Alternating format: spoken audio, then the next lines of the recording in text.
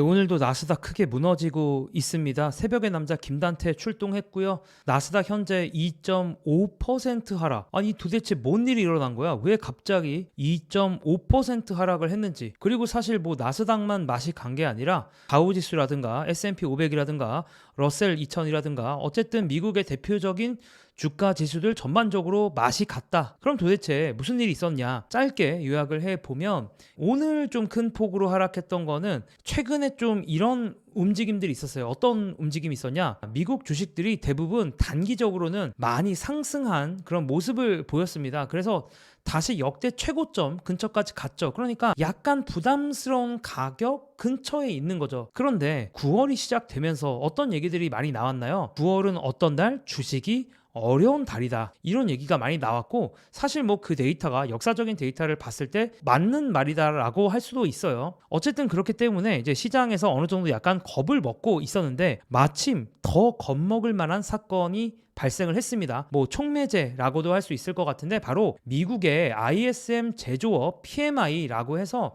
미국의 제조업이 현재 어떤지에 대한 데이터가 나왔는데 정말 실망스럽게 나왔어요. 그래서 이미 겁을 잔뜩 먹고 있었는데 나쁜 데이터가 나오니까 거기에 좀 급락으로 반응을 하고 있다라고 볼 수가 있는데 이런 하락폭을 좀 더 부추기는 것 중에 하나는 9월 3일 그러니까 반나절 정도 전에 일본 은행에서 금리 인상할 수도 있다 이런 얘기를 살짝 꺼냈습니다. 자, 이 스토리가 지금 뭐 기억을 다들 하실지 모르겠지만 딱 한 달 전에 있었던 일이에요. 그래서 지난번이랑 상황이 정말 좀 비슷하게 흘러가거든요. 그래서 시장에서 이러다가 또 엔캐리 청산 일어나는 거 아니냐 이런 걱정을 하고 있습니다. 그러니까 바로 한 달 전에 글로벌 시장이 흔들렸던 일이 또 한 번 재현되는 거 아니냐라고 하면서 되게 극단적인 반응들이 나오고 있다라고 얘기할 수가 있을 것 같고요.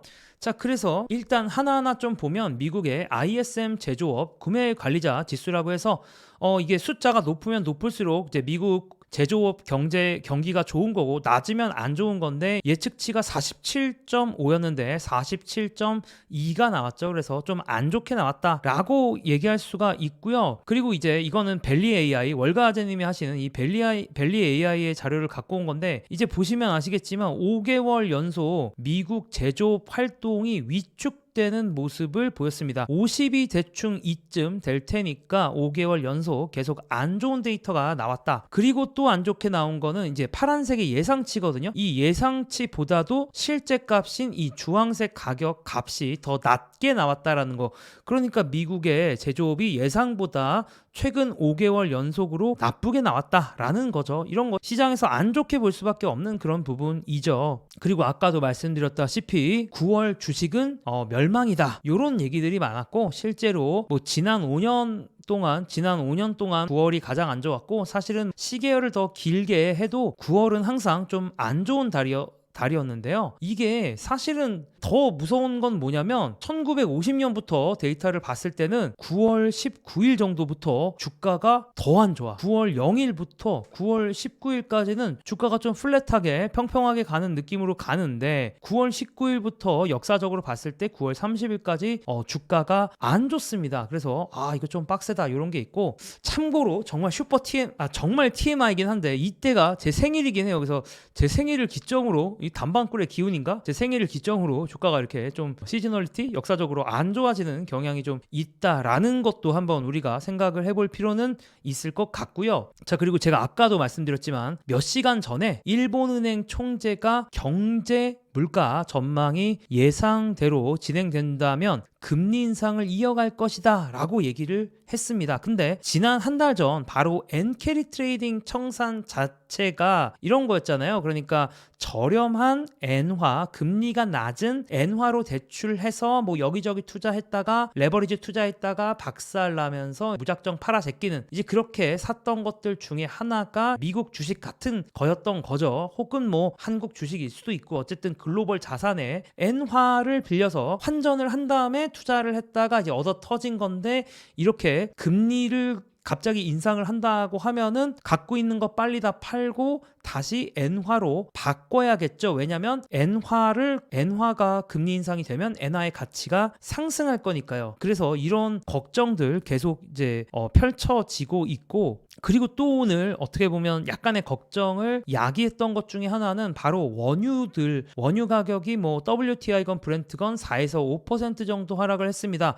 물론 이제 인플레이션이 잡힌다라는 관점에선 좋은데, 최근에는 또 경기 침체 걱정을 하고 있기 때문에 이렇게 원유의 가격이 하락한다라는 거는 우리가 경기가 좋으면은 공장에서 원유도 많이 필요한 거 아니겠습니까? 근데 이거 수요가 사라지는 거 아니야 라는 걱정을, 침체에 대한 걱정을 또 한번 부추기는 그런 지표다라고 말씀드릴 수가 있고, 또 구리 같은 경우가 구리 가격이 구려요. 구리 가격이 오늘도 한 2에서 3% 정도 하락을 했는데 최근에 구리 가격이 정말 구렸거든요. 그래서 최근에 중국을 포함해서 글로벌 경기 침체로 가는 거 아니냐라는 그런 걱정을 조금 키우고 있습니다. 자, 그리고 미국의 민간 부문 일자리는 또 이건 뱅크 오브 아메리카에서 갖고 온 데이터긴 한데, 우리가 보통 미국의 일자리를 볼 때 이제 뭐 여기서 전체라는 거는 정부가 고용하는 그런 인원들의 일자리도 보잖아요. 근데 그렇게 보는 게 아니라 순수히 민간에서 고용하는 그런 일자리를 봤을 때는 현재 사실상 침체 수준이다, 요런 또 데이터를 들고 나오면서 또 한번 침체론의 걱정거리를 더 하나 늘렸습니다. 자, 그리고 여러분들 아시겠지만 이번 주 금요일 고용 보고서가 나옵니다. 자, 근데 저는 금요일날 고용 보고서 나온다고 하니까 갑자기 어디서 많이 보던 패턴이 생각이 나는 거고, 뭐 아시겠지만 1개월 전에 있었던 일이죠. 처음에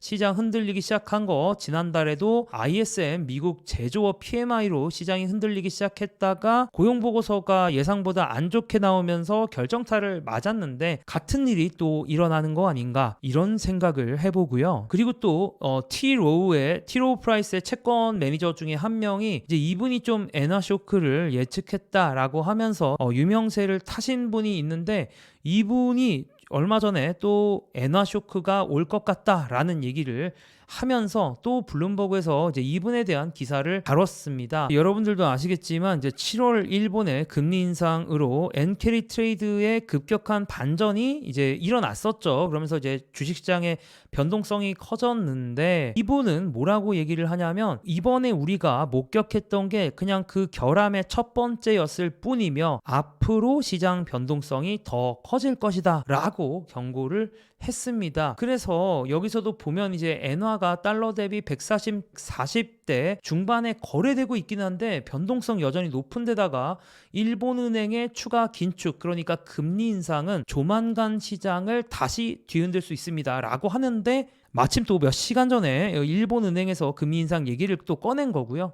어쨌든 일본이 긴축을 하면서 금리가 올라가면 일본으로 자금이 다시 유입될 가능성이 높겠죠. 그러면 글로벌 투자되어 있던 자금들이 회수가 되고, 그러면 글로벌 자산들이 하락할 수 있다, 이런 시나리오를, 이제 한 달 전에 있었던 시나리오가 다시 한번 일어날 수 있다라는 말씀을 하셨습니다. 그래서 이분은 기본적으로는 미국 국채나 이런 거 비중 축소하자, 일본 국채는 늘리자, 뭐 이런 얘기 하고 있습니다. 근데 이제 이런 뭐 또 변동성 있다, 또 큰 하락이 시작된다라고 하기에는 반론의 여지도 분명히 존재하는 것 같아요. 뭐 대표적으로 봤을 때는 저는 당장 ISM 제조업 PMI부터 한번 보면 8월에 쇼크를 먹은 건 전 이해가 가요. 왜냐하면 이 PMI 지표가 차이가 나는 정도가, 이게 이제 예측치고 이게 실제 지표인데 이 차이가 지금 눈으로 봐도 되게 크잖아요. 그러니까 당연히 시장에서 깜짝 놀랄 수가 있는 것 같은데, 오늘 나온 ISM 제조업 PMI 지표 보시면 아시겠지만 차이가 일단 별로 크지가 않습니다. 그래서 예측치보다 낮게 나온 건 맞는데 낮은 정도가 그렇게 크지도 않은 데다가 절대적인 값 자체도 더 상승했거든요. 지난달보다 미국의 제조업이 더 좋아졌다, 경기가 더 좋아진 건데, 그런데 왜 이렇게 시장에서 부정적이냐라는 거죠. 물론 이제 제가 앞에 설명은 드렸지만 이게 그렇게 가만히 뜯어보면 그렇게 부정적이지 않다라는 거고, 미국은 제조업 비중이 그렇게 큰 나라도 아니다, 이런 또 반론을 얘기할 수 있을 것 같아요. 왜냐하면 아까도 말씀드렸지만 오늘 폭락을 촉발했던 바로 이 ISM 제조업 PMI 지표가, 이게 제조업이잖아요. 서비스업은 차후에 나오는데 제조업은 미국에선 그렇게 메인은 아니거든요. 이제 물론 제가 여기서 단서를 달아놨습니다. 지난번에도 이래놓고 대폭락하게 했기 때문에 시장에서 늘 이성적으로만 판단을 하는 건 아니니까 우리도 그걸 염두에 두긴 해야겠죠. 그리고 실시간으로 측정되는 미국의 GDP 나우 애틀랜타 연은에서 측정하는 게 3분기 기준으로 미국 GDP가 2.0% 상승입니다. 자, 이게 과연 경기 침체에서 나타나는 모습이냐라고 저는 좀 되묻고 싶습니다. 당장 침체로 보기에는 살짝 좀 무리가 있지 않나? 오히려 그냥 지금까지의 모습만 봤을 때는 바라보고 놀란 가슴 소뚜껑 보고 놀라는 그런 느낌이 있고, 물론 이제 또 만약에 금요일 날 고용 보고서가 나왔을 때 실망스러운 지표가 나온다면 더 큰 변동성으로 이어질 수 있다, 저도 생각하기 때문에 우리가 긴장의 끈을 놓지 말아야 될 것 같고요. 네, 이번에도 제가 투자 스터디를 모집을 하는데요. 이번에는 던전 앤 파이터 초기 멤버였던 이한 형님과 스터디를 모집을 하게 됐는데, 투자를 잘 하시는 분, 그리고 좀 독특한 게 투자는 잘 모르지만 소비를 정말 왕성하게 하시는 분, 소비 트렌드에 밝은 분들도 모집을 합니다. 특히나 이제 소비 트렌드에 밝으신 분들은 저희가 어느 정도 투자를 알려드릴 수도 있으니까 관심 있는 분들의 많은 지원 부탁드리고요. 자세한 건 아래 고정 댓글에 관련된 정보가 있으니까 고정 댓글을 참고하시면 될 것 같습니다.